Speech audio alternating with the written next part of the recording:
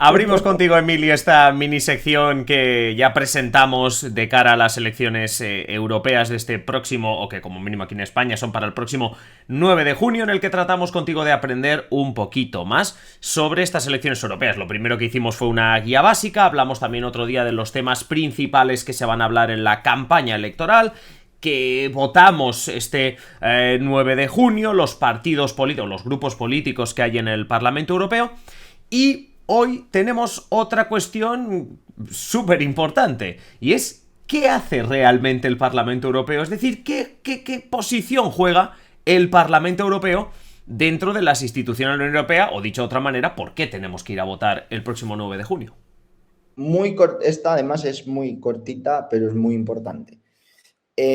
Bueno, el Parlamento Europeo ha ido ganando competencias a medida que se han ido aprobando tratados. El Tratado de Niza les dio unas competencias, el Tratado de Maastricht les había dado otras, Lisboa terminó de cerrar el círculo y llegamos a hoy, 2024.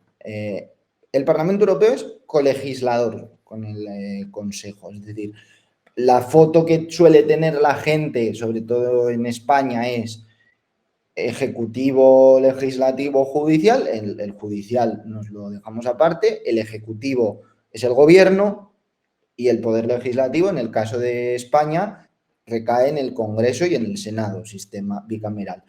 Si trasladamos eso a la Unión Europea, el ejecutivo comunitario es la Comisión Europea y hay dos colegisladores, el Parlamento Europeo y el Consejo, que es donde están representados los Estados miembros. ¿El Parlamento tiene voz y voto en lo que se decide a nivel europeo? Por supuesto, el problema es que, o la clave está en que no es solo su voz y su voto el que cuenta. Tiene que negociar la legislación con el Consejo, es decir, con los Estados miembros. Y ahí se gana y se pierde, pero básicamente el proceso, lo que se llama en la jerga comunitaria, el proceso legislativo ordinario, que es básicamente la cocina, cómo se cocinan las leyes a nivel europeo, nace de la Comisión Europea, que tiene la competencia de proponer, es decir, Bruselas nunca va a aprobar nada por sí misma, siempre va a proponer lo que sea que quiera. Por ejemplo, me pongo un ejemplo reciente, el Fondo de Recuperación. Bruselas propone un fondo de recuperación con la fórmula que sea, y esa propuesta pasa al segundo escalón, que es tanto la negociación solo en el Consejo como solo en el Parlamento. Ambos fijan su posición y esa posición es la que llevan a una negociación a tres bandas, que es lo que se llama trílogo. Se llama trílogo porque diálogo es entre dos, trílogo entre tres. Comisión, Consejo y Parlamento. Yo sé que esto es para dummies, pero bueno, Pero te necesitamos. lección 1 de Unión Europea. El Parlamento en general es una de las dos patas en la colegislación y una de las tres patas en el trílogo.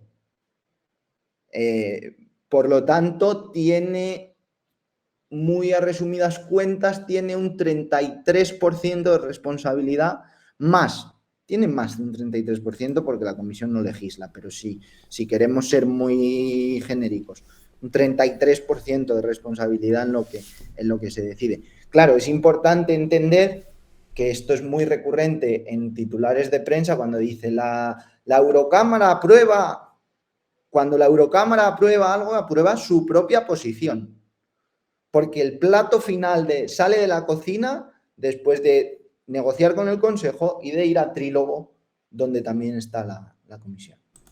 En ese trílogo, igual que si tú y yo tenemos un diálogo y estamos discutiendo con dos posiciones, al final una de las dos se va a tener que imponer, porque evidentemente no vamos a salir de aquí. En el trílogo es el Consejo, ¿no?, el que tiene la última palabra. No sé si formalmente, pero quiero decir, en la práctica.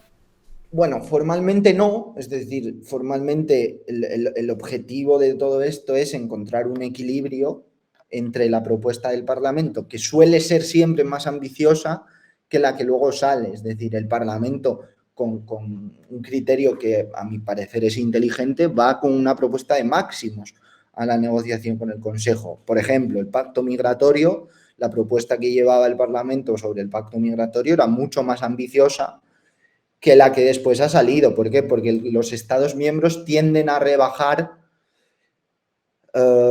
la firmeza de las medidas, si lo queremos, pero en cambio esta legislatura se ha dado una curiosidad que no se suele dar, que es que en la ley de inteligencia artificial, que es pionera a nivel mundial, nadie tiene una ley de inteligencia artificial tan completa, un 80% de lo que pedía el Parlamento está en la ley.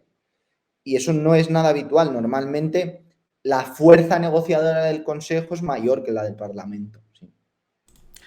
Una forma fina de decir que al final, en ese trílogo, el Consejo, al ser la representación de los países... Esto es un poco una manera también de desmontar el discurso de que la Unión Europea roba competencias a los países, porque eso no es verdad. De hecho, la mayoría de las competencias y la mayor parte del poder de decisión sigue estando en manos de los gobiernos. Ahí en el Consejo representados. Emilio, ya estoy esperando la sección de la semana que viene, la mini sección, o sea, la mini sección, todo de la semana que viene, a ver qué nos traes para Damis. Seguro que es para Damis. Lo que no sabemos seguro. Es exactamente qué nos vas a explicar. La audiencia de Simple Política va a llegar formadísima a las elecciones europeas. Pero vamos a tener a los votantes más informados sobre lo que están votando. O sea, sobre lo que están votando van a estar súper informados. Por cierto, por supuesto, a través de nuestras redes sociales, a través de Patreon, nos podéis hacer llegar dudas o temas, sugerencias que queráis también para esta mini sección sobre las elecciones del Parlamento Europeo, para, como dice Emilio, que seáis los más informados.